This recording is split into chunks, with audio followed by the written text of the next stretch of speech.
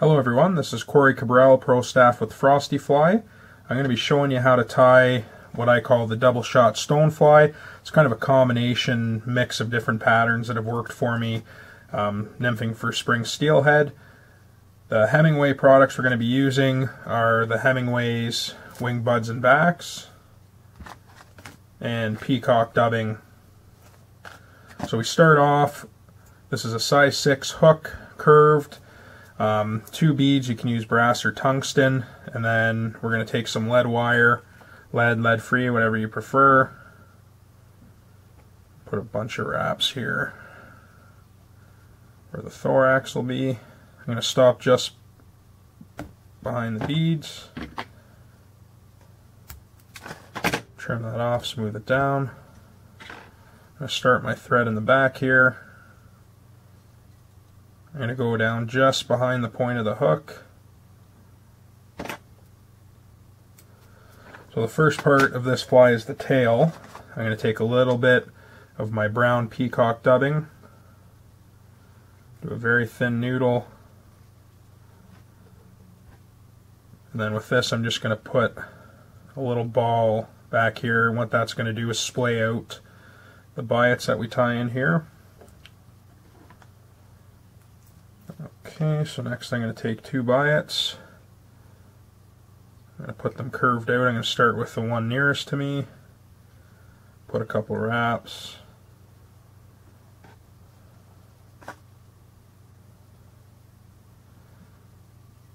Now the other side.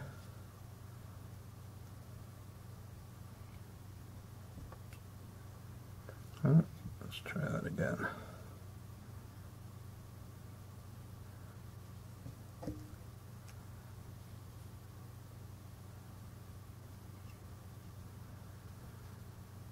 Okay, now that I've got them both in, I'm going to line them up so that they're just about touching. I'm going to wrap forward, clip off the ends here. Next, I'm going to take some medium wire.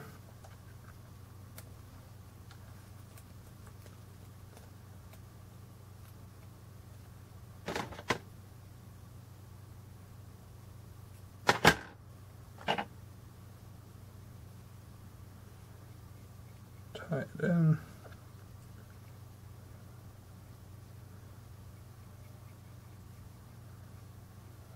Okay.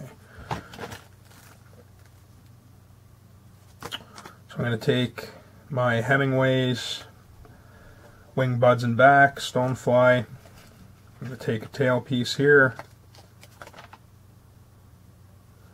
They come with a little tab. So I'm going to tie this tab on the top of the hook shank. I'm going to tie it so that the very end of the tail ends with the tab, so that when I fold it over like that, it's nice and centered right where I want it.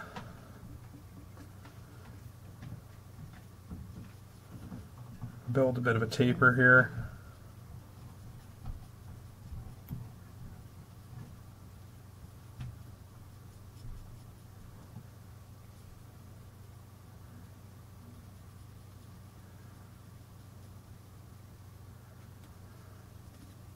Do some wraps along the lead just to lock everything in. Okay, now I'm going to take more of my peacock dubbing. I'm going to start making a dubbing noodle. I'm going to start thin towards the top and thicken it up as I go for the taper here.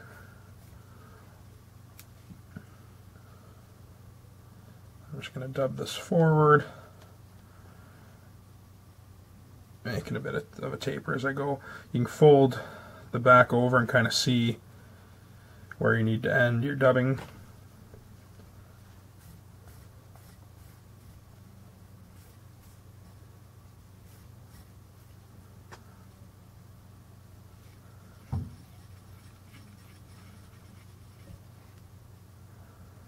Maybe a touch more.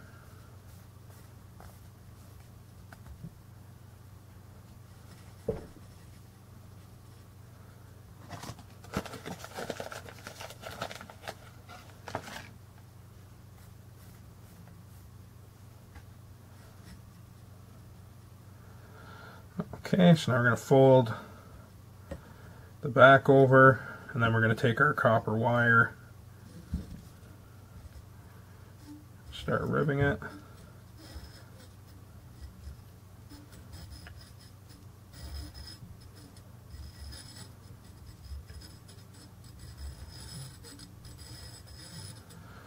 We get to the front. A couple wraps, helicopter off the wire there. Just look how all that's sitting, so that looks good. So we're going to want our beads back a tiny bit from the eye of the hook. So at this point I just bring my thread forward, push that bead back a little bit.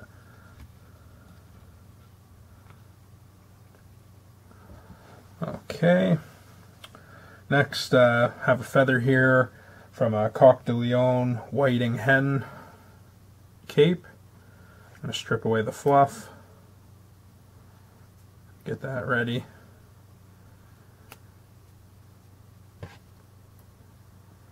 Okay, I'm going to set that aside.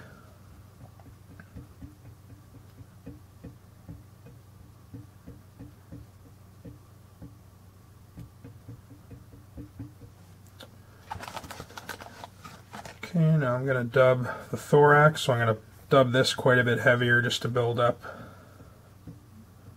a bit of bulk. You want the thorax thicker than the rest of the body.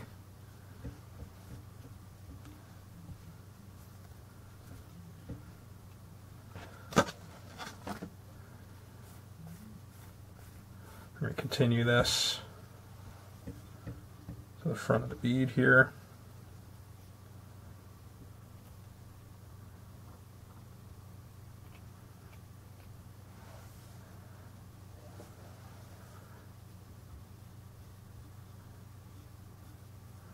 It's a little shaggy here, but that's good. So we're going to take our feather, preen it forward, and then we're going to tie it in so the arch of the feather is up like this. I'm going to split my thread at the thorax there, and then tie this in on the top. Now you can use partridge, you can use soft hackles, hen hackle, whatever you want here. Just going to be something for the legs. Flip that off, bring your thread forward. So then I go in between the beads, bring that forward, kind of hold it down, and then I'm going to tie it between the beads, trying to center it here.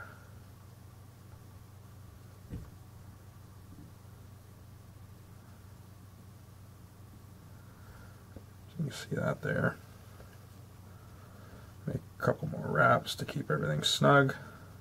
Clip that off. So next we're going to go back to our wing buds and backs from Hemingway. I'm going to peel one off. So the same thing with these, they have a little tab along the head. So I'm going to bring my thread to the front of the hook, right at the eye.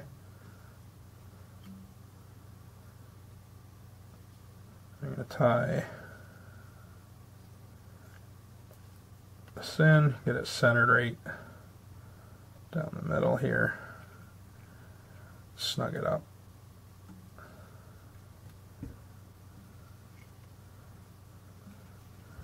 I'm going to go back, snug it up there, and then just take a touch of dubbing.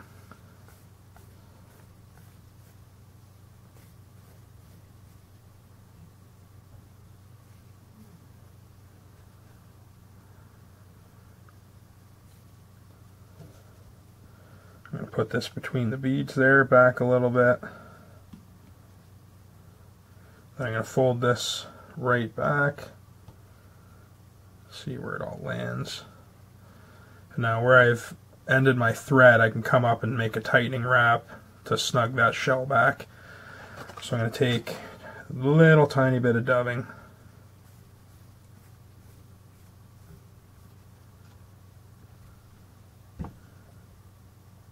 here, just make sure everything's centered.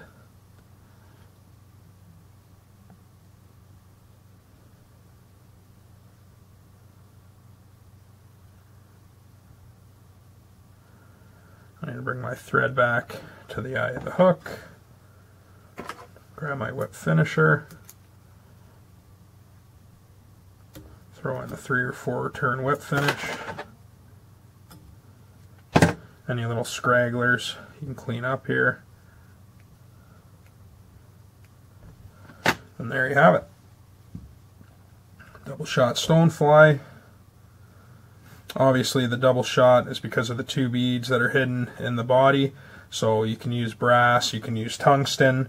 Obviously with tungsten you're going to get quite a bit of weight. So these are a good dropper pattern for check nymphing for steelhead. Like I said, I haven't used this particular pattern, but I've used variations of different patterns. This is kind of a combination of it all. And from having caught quite a few steelhead nymphing, check nymphing with indicators, I can tell you this one's going to be a real winner on the rivers. So there you go, guys. Be sure to check out frostyfly.com for any of the materials I've used here that you'd like to get and try out. Really good business, family-owned Canadian company. You know, it's always good to support the local fly shops, support the local companies. So they have lots of cool stuff. Be sure to check them out. Thank you very much for watching, and take care.